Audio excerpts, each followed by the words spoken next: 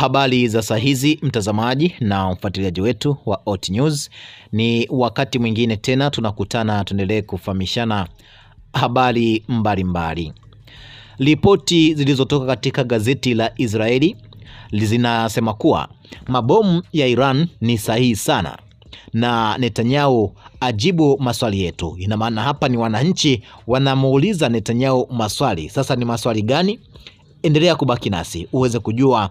Wananchi wa Israeli sasa wamechoka kuishi chini ya mapango na sasa wanataka waziri mkuu wa Israeli Benjamin Netanyahu aweze kujibu maswali yao. Gazeti la Israeli la Haaretz lilisema kuwa makombora ya Iran yanayolenga eneo linalokaliwa kwa mabavu ni sahihi, na linaeleza kuwa waziri mkuu Benjamin Netanyahu anazusha mkanganyiko kuhusu mkakati wa Israeli wa kumaliza vita hivi.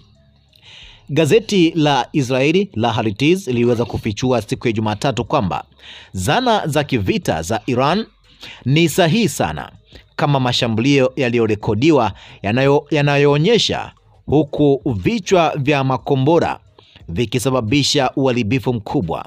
Haaretz iliweza kuripoti kuwa mpango wa nyuklia wa Iran ndio lengo kuu lililotangazwa, lakini mafanikio yake yanaonekana kuwa na mipaka.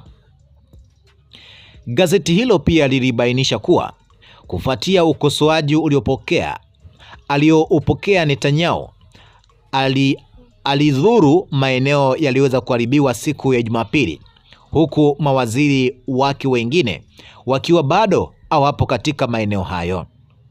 Alieleza kuwa Netanyahu ajibu maswali, hivyo ni vigumu kujua kama Israeli ina mkakati wa kumaliza vita hivi.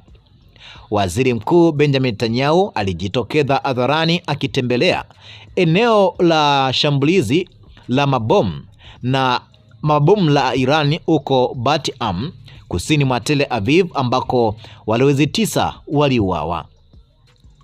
Iran inaendelea na operation yake iliyopewa jina la True Promise Part 3 kwa kushambulia kwa mabomu miji na vituo nyeti katika eneo linalokaliwa kwa mabavu na kujibu hujuma za Israeli dhidi ya vituo vyake vya nyuklia na mauaji ya viongozi mashuhuri wa kijeshi, wanasayansi wa nyuklia na raia katika eneo hilo. Pia gazeti hilo liliendelea kuhoji yale yanayoendelea, ambapo vyombo vya habari